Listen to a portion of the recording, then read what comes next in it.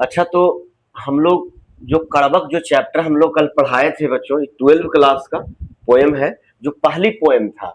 तो पहला पोएम कड़बक है, इसके जो राइटर थे मलिक मोहम्मद जैसी।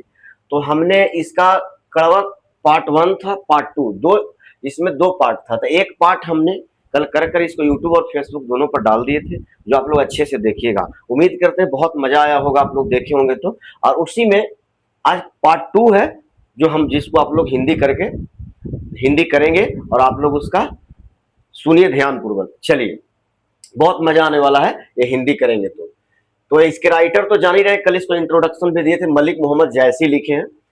चलिए, तो इसमें हम लोग पहली पंक्ति जो है हम लोग का जो कहता है कि मोहम्मद कवि यह जोरी सुनामा। जो मलिक मोहम्मद जैसी जो कवि है, वो इस कविता को जोड़ जोड़ कर लिखे हैं, सुनाए हैं। मोहम्मद जो कवि है, मलिक मोहम्मद जैसी जो कवि है, यह कविता को जोड़ जोड़ कर लिखे हैं, सुनाए हैं। कहता है सुना, जो भी सुना इस कविता को, वो प्रेम के पीर का अनुभव किया, प्रेम का पीर का गाया है, प्रेम के पीर को गाया है। प्रेम का पीर माने क्या होता है? कष्ट। जो भी इस कविता को सुनेगा उसको एक बार प्रेम का पीर का अनुभव होगा। तो कहते हैं कि मलिक मोहम्मद जैसी जो है इस कविता को जोड़ जोड़ कर लिखे हैं, जोड़ जोड़ कर लिखे हैं, सुनाए हैं। और जो भी इस कविता को सुनेगा, माने जो भी सुना इस कविता को, वो प्रेम के पीर का अनुभव करेगा। समझ गए? तो चलिए अगली लाइन में कहता है जोरी लाई रकत के लिए। माने जो इस कविता को जोड़े हैं वो किससे जोड़े हैं? तो रकत माने क्या होता है? खून। माने खून से लिखे हैं। और खून के किस चीज का? लेई जानते हैं? लेई किसका वो बोलते हैं हम लोग? लेई बोलते हैं हम लोग बच्चों, लेई बोलते हैं। या तो हम लोग आटा का बनता है, मैदा का जो लेई बनता है वो लेई। लेकिन अभी यहाँ जो है वो लेई माने जो ब्लड जो जम जाता है उसको लेई बोलते हैं। तो जो कवि जो है इस जो कविता को जो लिखे हैं वो जोड़ी लाई माने किस चीज से जोड़े हैं? तो रकत के लेई माने खून के लेई से जोड़ जोड़ कर इस कविता को लिखे हैं। और जो भी सुनेगा वो कहते हैं कि गाढ़ी प्रीति नैन जल भई। माने गाढ़ी प्रीति, इससे जो लगाव रखे हैं, जो प्यार किए हैं, वो नैन जल भई। जो भी सुनेगा उसको क्या होगा? नैन जल भई। नैन माने क्या? नैन माने आंख, और जल माने जो आंख से जो जल निकले, यानी आंसू। माने कहने का मतलब इस कविता को लिखते वक्त कवि अपना किससे मोहब्बत किए, किससे लगाव किए हैं? तो आंखों के आंसू से प्रीति, लगाव की है इस कविता को लिखने में। समझ गए बात? जो फिर से सुनिए, जोरी लाई रकत के लिए। जो जोड़े हैं इस कविता को लिखने में, रकत के लेई से, खून के लेई से।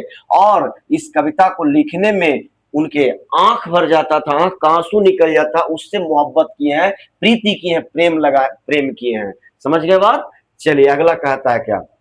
कहता है ओ मन जानी कवित अस। वो मेरा मन ही जानता है इस कविता को लिखने में क्या दर्द महसूस हुआ है। कहते हैं मकू यह रहे जगत मह चिन्हा। कहते हैं कि मैं रहूं या नहीं रहूं इस संसार में। कहते हैं फिर से देखिए, ओ मन जाने, वो मेरा मन ही जानता है इस कविता को लिखने में कि किस दर्द से गुजरा हूं।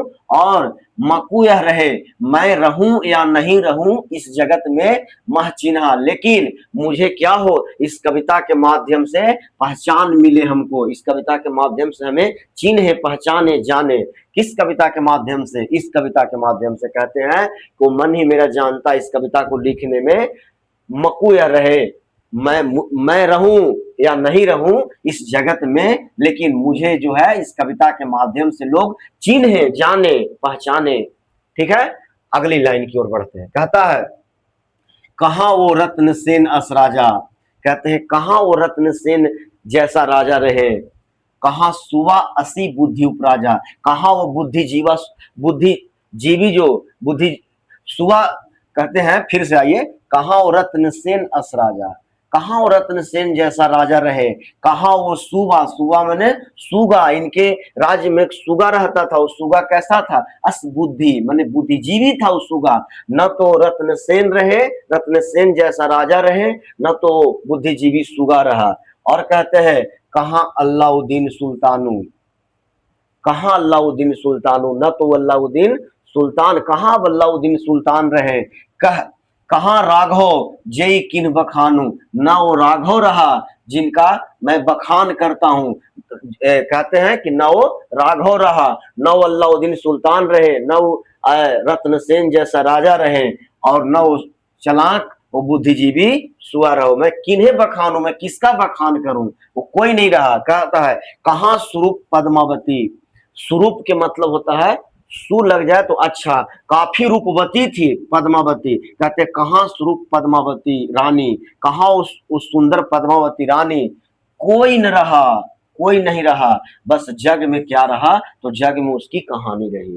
कोई न रहा, जग रही कहानी, संसार में उनकी क्या रहा, कहानी रहा। तो ये जितने भी हम जितने नाम लिए, अलाउद्दीन, रत्नसेन, सुगा, पद्मावती, ये सारे इस संसार में नहीं है, लेकिन अपने कर्म, अपने यश के बदौलत आज इनकी जग में क्या है, कहानी है।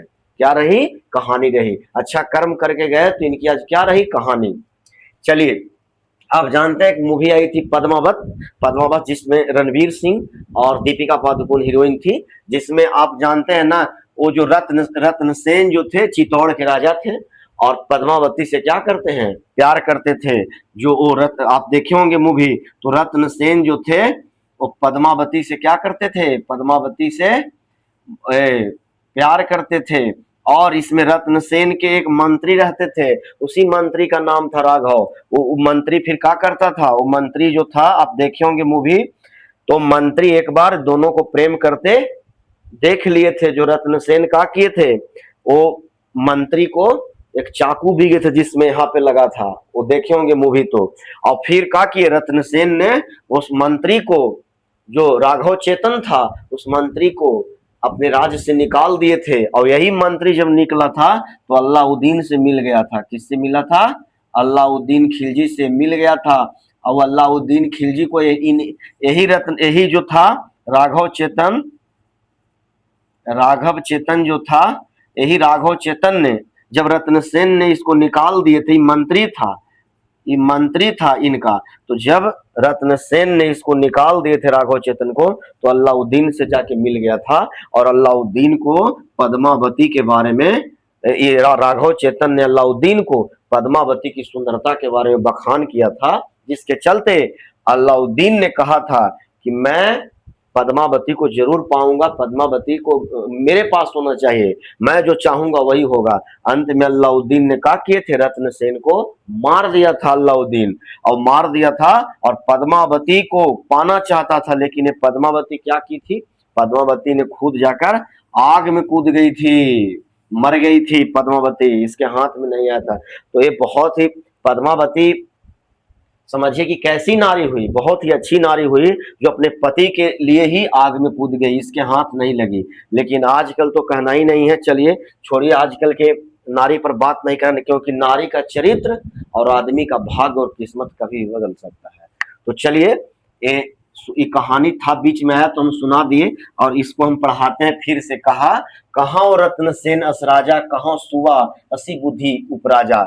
कहाँ वो रत्नसेन रहे, रत्नसेन जैसे न राजा रहे, न वो बुद्धिमान सुगा रहा, न अलाउद्दीन सुल्तान रहा, न वो राघव चेतन रहा। मैं किसे बखान करूं, बस अब कोई नहीं रहा। कहता है कहाँ स्वरूप पद्मावती रानी, न तो उस सुंदर पद्मावती रानी रही, स्वरूप पद्मावती रानी रही, कोई न रहा, जग रही कहानी, कोई न रहा। इस संसार में उन लोगों को क्या रहा, रहा तो केवल उन लोग की कहानी रह गई। आगे देखिए कहता है का, धनी सो पुरुष, धनी माने धनवान, धनवान कहिए अमीर कहिए, तो धनवान पुरुष वही है, धनी सो पुरुष, धनवान पुरुष वही है, जस कृति जासु, जिसकी इस संसार में कृति है, यश है। धनवान पुरुष वही है जिसके इस संसार में कृति है, कृति माने यश, जो अच्छे कर्म करके जाते हैं, जिनको नाम लिया जाता है बाद में, तो वही धनवान पुरुष है। जिनके पास अधिक पैसा उसको धनवान मत कहिए, धनवान वो है जिसको अच्छे कर्म करके जाते, अच्छे कर्म के बावजूद उनको सालों साल तक नाम लिया जाता है। जैसे में आज भगत सिंह मर गए, लेकिन फिर भी जब तक इस धरती रहेगी भगत सिंह को लोग याद करेंगे। चंद्रशेखर आजाद, बहुत सारे ऐसे देशभक्त हुए जो आज मर गए, लेकिन उनकी कृति आज गाई जाती है। उसी प्रकार से धनवान पुरुष वही है जो अच्छे कर्म किया, अच्छा कृति किया, जिसका यश गाया जा रहा है। और कहता फूल मरे, फूल तो मर जाता है, फूल मरे पे मरे न बासु, फूल भले मर जाता लेकिन वो फूल का सुगंध कभी नहीं मरता। फूल मरे पे मरे न बासु, फूल मर जाता पर उसका उसमें जो सुगंध होता है वो सुगंध कभी नहीं मरता है। समझ रहे हैं? आगे कहता है केई न जगत जस बेचा, जस को कोई नहीं बेचा। अगर हमको मान लिया कि हमसे आप मोहब्बत करते हैं, हम लोग जानते हैं, तो क्या ऐसा हो सकता है कि मैं अपनी कृति यश को किसी के हाथों बेच दूं 4 रुपया 5 रुपया 50-500 रुपया में? नहीं। कहता कोई न जगत जस बेचा, इस जगत में जस को, नाम मान सम्मान को इस धरती पर कोई नहीं बेचा, कोई खरीद नहीं सकता। कोई न लीन जस मोल, न उसको कोई लेगा न उसका कोई मोल लगाएगा। इस धरती पर इस संसार में जस को, यश को कोई नहीं बेचा और ना कोई खरीद पाएगा, और ना कोई लेगा ना कोई खरीद पाएगा। अगर खरीदने के लिए रहता तो बड़े बड़े अंबानी, बड़े बड़े लोग इस जस को, यश को खरीद लेते और हम आप ऐसे ही रह जाते। ठीक है? तो इस संसार में जो अच्छे कर्म करता उस कर्म को कोई नहीं खरीद सकता। ठीक है? कहता जो यह पढ़े कहानी, जो यह पढ़ेगा कहानी, हम सवेरे दो ही बोल, मेरे बारे में 2 बात जरूर बोलेगा।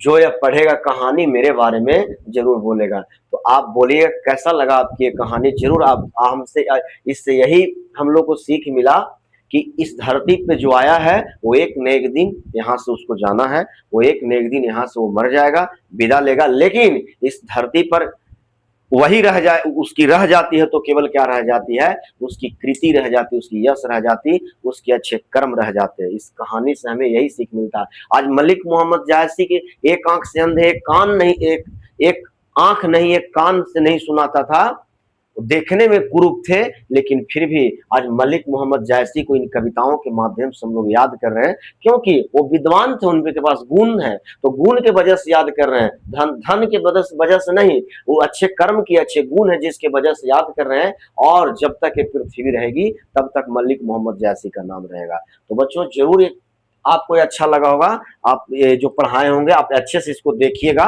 ठीक है? और आप ये मेरे जो वीडियो है जो पढ़ाए इसको फेसबुक और यूट्यूब पर डाल देंगे, और जरूर प्यार और मोहब्बत दीजिएगा और कमेंट करिएगा कमेंट सेक्शन में कैसा लगा है मैं जो पढ़ाया है। कल से मैं 10th क्लास का मैथ लाऊंगा। ठीक है? ये बीच बीच में कभी कभी मन थोड़ा उब जाता है मैथ पढ़ाते पढ़ाते, तो मैं लाता हूँ, फिर कभी एक और चैप्टर लाऊंगा नेक्स्ट वीडियो में। तो ठीक है बच्चों, इन्हीं सब बातों के साथ आज की यहीं तक।